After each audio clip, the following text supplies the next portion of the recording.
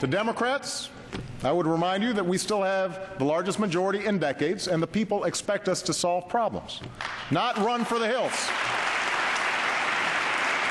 And if the Republican leadership is going to insist that 60 votes in the Senate are required to do any business at all in this town, a supermajority, then the responsibility to govern is now yours as well. Just saying no to everything may be good short-term politics, but it's not leadership. Hey, with us now, Republican representative from Indiana, Congressman Mike Pence. Hey, Mike, it's very good to see you again. I'm curious about your decision not to run against Evan Bayh. We had Senator Bayh on a few days ago, and we put up a poll. You were a few points actually ahead of a very popular Democratic senator. Why didn't you make the jump and run for Senate?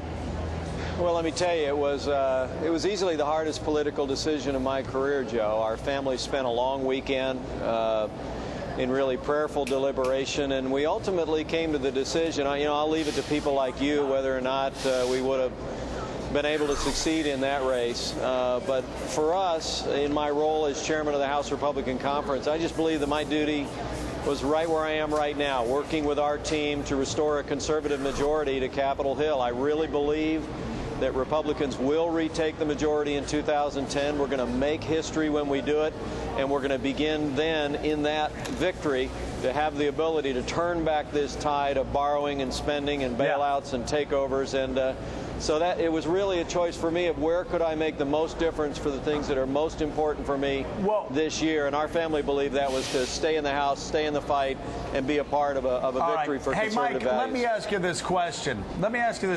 Though. So you think that the Republicans may take over the House in 2010, and I think you may be right. And, of course, it's always possible that a Republican candidate could come forward and win the White House in 2012. If that happens, would you like the Republican agenda of tax cuts and more freedom and a stronger military, or whatever you think it is, would you like that to be stopped at every turn by 41 Democrats filibustering every single bill? Or does the Republican Party actually have a responsibility in Washington, D.C. to allow some of Barack Obama's agenda items to at least be voted on up or down? Well, look, I'm somebody that, I think it's kind of amazing that you've had the death of democracy in a Democratic Congress in the last 3 years, Joe. It's a very different place than when you served here, whether it's spending bills, appropriations, or otherwise. Republicans have been shut out of the legislative process almost entirely on the floor and substantively in negotiations. We're going to welcome the president to our House Republican Conference retreat tomorrow in Baltimore. The president last night, said if you all have ideas on how we can lower the cost of health insurance, better ideas, bring them to us. And I guarantee you tomorrow House Republicans are going to take advantage of the president's attendance, and we're going to hear him out, but we're also going to make sure he knows our alternatives on health care, energy, budget, economic stimulus, which we offered last year, as you know, but they were summarily rejected by the administration and by Democrats. This is the Congress is in fact intended to be a place of give and take. You allow the democratic process, the legislature to work its will. We absolutely need to get back with that. And when Republicans take the majority in 2010, we're going to reopen that process and turn on the daylight and let the legislature work its will. All right, the New York Daily News' Mort Zuckerman is with us. Mort, your question for Congressman Pence.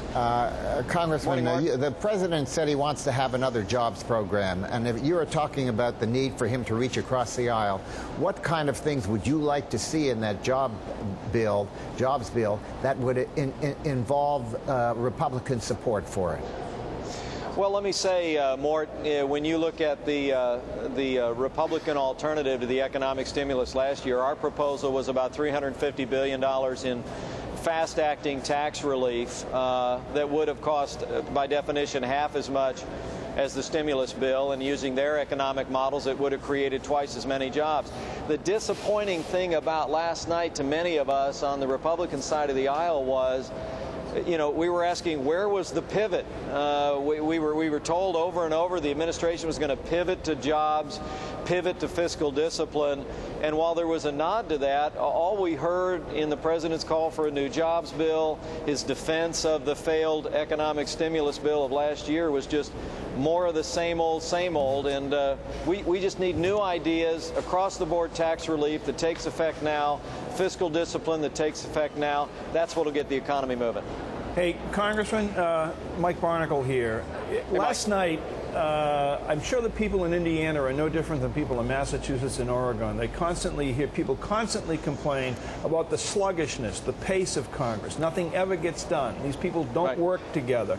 Can you give us this morning 2 or 3 things itemized last night or mentioned last night that you, the Republicans, could agree with the president on right now, today? Absolutely. I think the president's call for supporting our troops, both downrange, in harm's way, and when they come home, are things that Republicans have supported the president's on beyond politics, and will continue to do that. I also think the president's call for fundamental earmark reform and transparency was welcome. Mike, you know, we've been battling among our own back when we were in the majority on that issue, and that was welcome indeed. The call for a spending freeze. I personally urged the president in the cabinet room in December to veto last year's omnibus spending bill and send us a continuing resolution and freeze spending at current levels this year. He didn't do that.